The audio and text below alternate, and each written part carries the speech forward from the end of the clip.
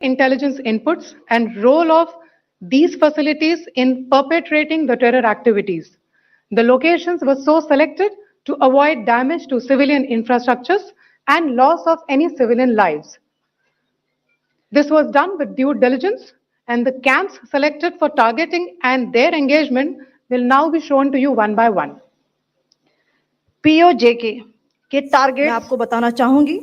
सबसे पहले सवाई नाला कैंप मुजफ्फराबाद, जो कि पीओजेके के लाइन ऑफ कंट्रोल से 30 किलोमीटर दूर है।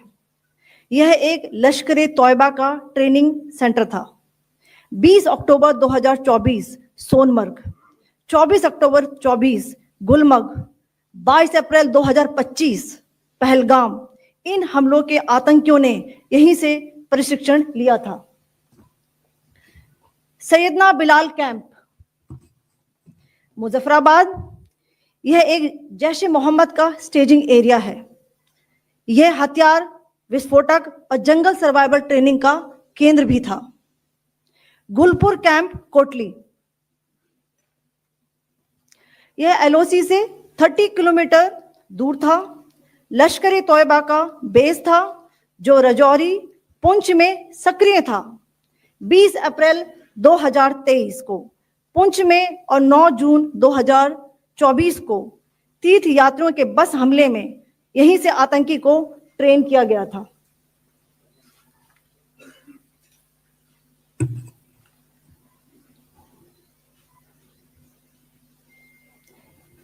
बरनाला कैंप बिंबर, ये एलओसी से 9 किलोमीटर दूर है।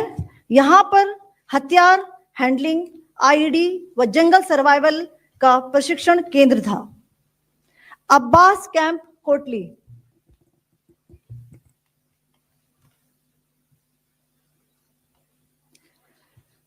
यह एलओसी से 13 किलोमीटर दूर है। लश्कर ए तौयबा का फिदाइन यहां तैयार होता था। इसकी कैपेसिटी 15 टेररिस्ट को ट्रेन करने की थी।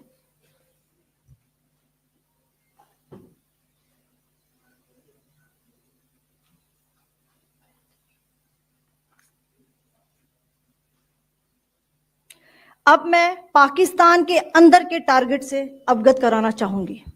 पहला, सर्जल कैंप सियालकोट, यह अंतरराष्ट्रीय सीमा से 6 किलोमीटर की दूरी पर है, साबा कठवा के सामने।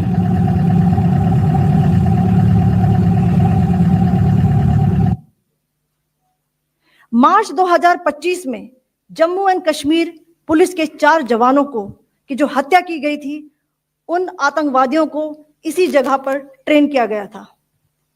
दूसरा, महमूना जाया कैंप सियालकोट, यह 18 से 12 किलोमीटर आईबी से दूर था। हिजबुल मुजाहिदीन का बहुत बड़ा कैंप था। यह कठुआ जम्मू क्षेत्र में आतंक फैलाने का नियंत्रण केंद्र था। पठानकोट एयरफोर्स बेस पर किया गया हमला भी इसी कैंप से प्लान और डायरेक्ट किया गया था। मरकज ताइबा मुरीद के, यह आईबी से 18 से 25 किलोमीटर दूरी पर है। 2008 के मुंबई हमले के आतंकी भी यहीं से प्रशिक्षित हुए थे। अजमल कसब व डेविड हेडली भी यहां ट्रेन हुए थे। सुभान अल्लाह, भावलपुर, यह इंटरनेशनल बाउंड्री से 100 किलोमीटर दूर है। जैश ए मोहम्मद का मुख्यालय था। यहां पर रिक्रूटमेंट, ट्रेनिंग व इंडोक्ट्रिनेशन का केंद्र भी था। शीर्ष आतंकी अक्सर यहां आते थे। मैं आप सबको बताना चाहती हूं कि किसी भी सैन्य ठिकाने का निशाना नहीं बनाया गया और अभी तक किसी तरह की नागरिक क्षति की रिपोर्ट नहीं है। धन्यवाद। जय Hind. The strike on the terror camps were undertaken through precision capability, as shown to you. A niche technology weapons with careful selection of warheads was ensured so that there will be no collateral damage.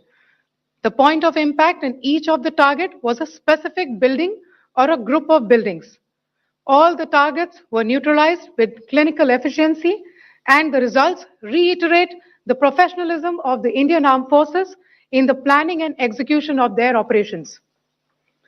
No military establishments were targeted. India has demonstrated considerable restraint in its response.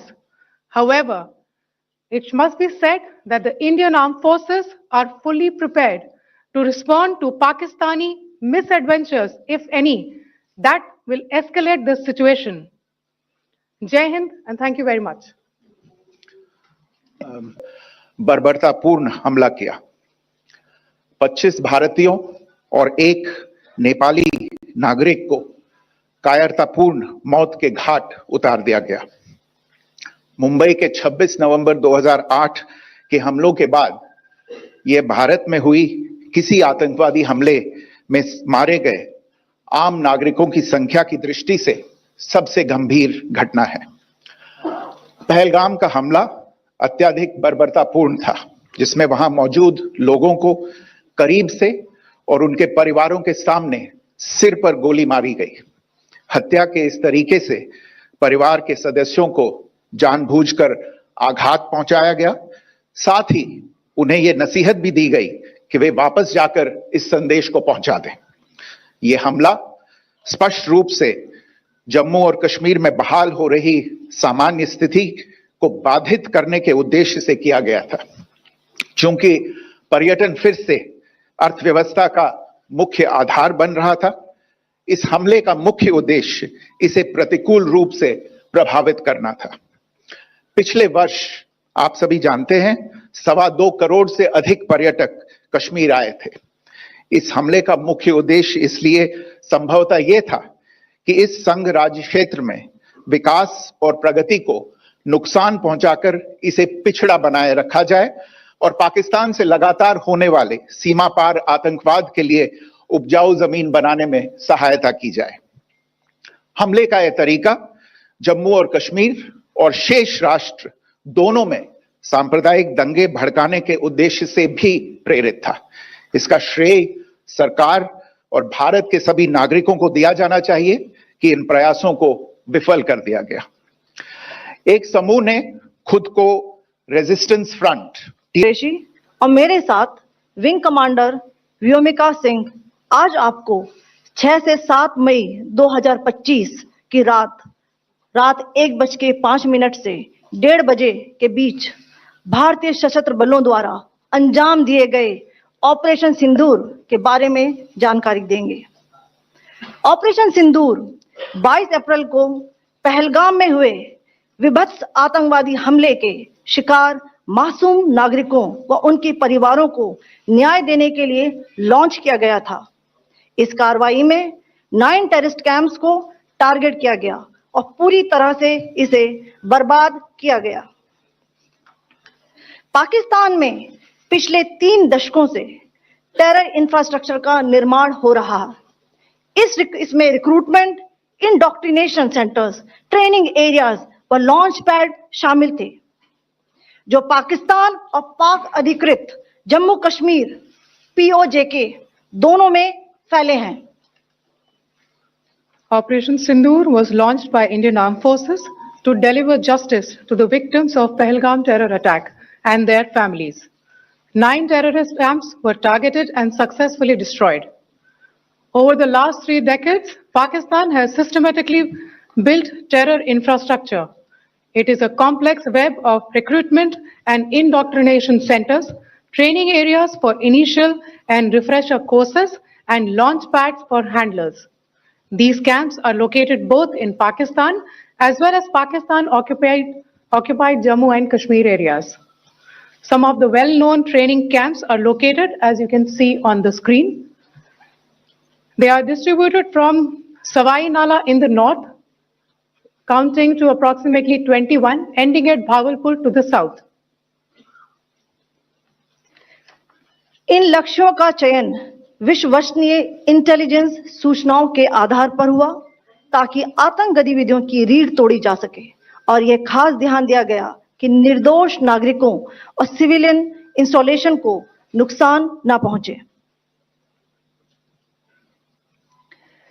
The selection of these targets for Operation Sindoor was based on credible intelligence inputs and role of these facilities in perpetrating the terror activities. The locations were so selected to avoid damage to civilian infrastructures and loss of any civilian lives. This was done with due diligence, and the camps selected for targeting and their engagement will now be shown to you one by one. PoJK के target आपको बताना चाहूंगी। सबसे पहले सवाई नाला camp Muzaffarabad, जो कि PoJK के लाइन ऑफ कंट्रोल से 30 किलोमीटर दूर है। यह एक लश्कर तौयबा का ट्रेनिंग सेंटर था।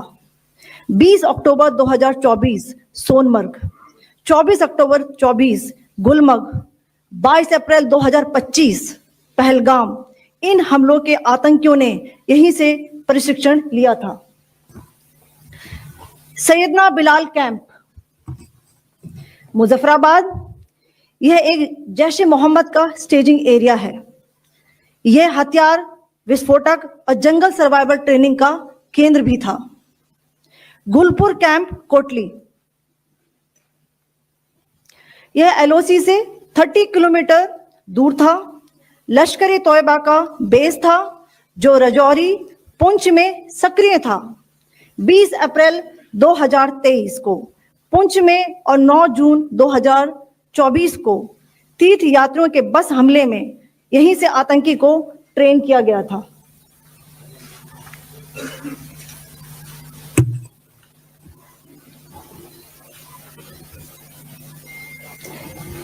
बरनाला कैंप बिंबर, यह एलओसी से 9 किलोमीटर दूर है। यहां पर हथियार, हैंडलिंग, आईडी व जंगल सर्वाइवल का प्रशिक्षण केंद्र था। अब्बास कैंप कोटली,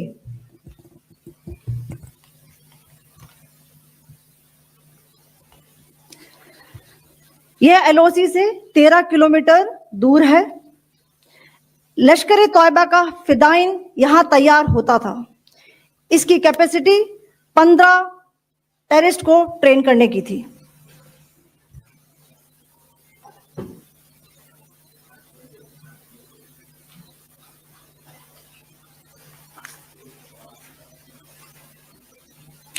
अब मैं पाकिस्तान के अंदर के टारगेट से अवगत कराना चाहूंगी। पहला, सर्जल कैंप सियालकोट, यह अंतरराष्ट्रीय सीमा से 6 किलोमीटर की दूरी पर है, सांबा कठवा के सामने।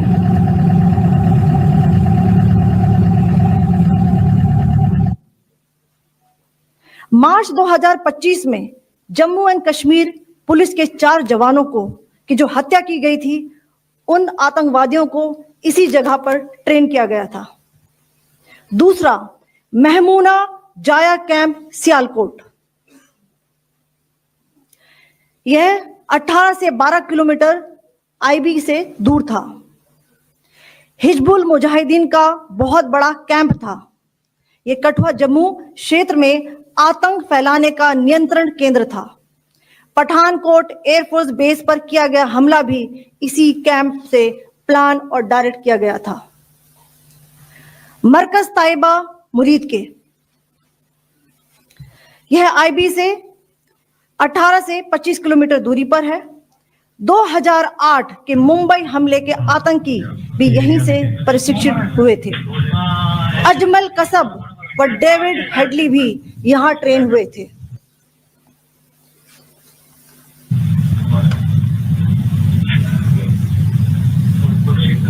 आगे दूसरा आया।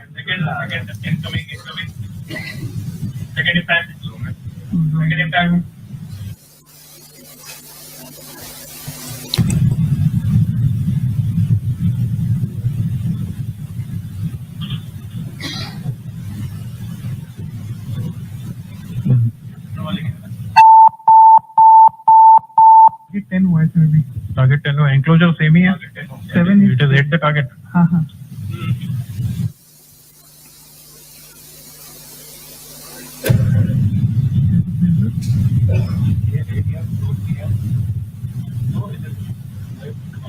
पीछे आ गया सर ओके देखो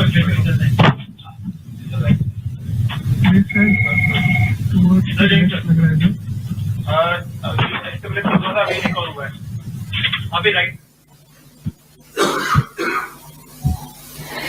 मरकज सुभान अल्लाह भावलपुर ये इंटरनेशनल बाउंड्री से 100 किलोमीटर दूर है। जैश ए मोहम्मद का मुख्यालय था। यहाँ पर रिक्रूटमेंट, ट्रेनिंग व इंडोक्ट्रिनेशन का केंद्र भी था। शीर्ष आतंकी अक्सर यहाँ आते थे। मैं आप सबको बताना चाहती हूँ कि किसी भी सैन्य ठिकाने का निशाना नहीं बनाया गया और अभी तक किसी तरह की नागरिक क्षति की रिपोर्ट नहीं है। धन्यवाद। जय Hind. The strike on the terror camps were undertaken through precision capability, as shown to you. A niche technology weapons with careful selection of warheads was ensured so that there will be no collateral damage. The point of impact in each of the target was a specific building or a group of buildings. All the targets were neutralized with clinical efficiency, and the results reiterate the professionalism of the Indian Armed Forces in the planning and execution of their operations. No military establishments were targeted. India has demonstrated considerable restraint in its response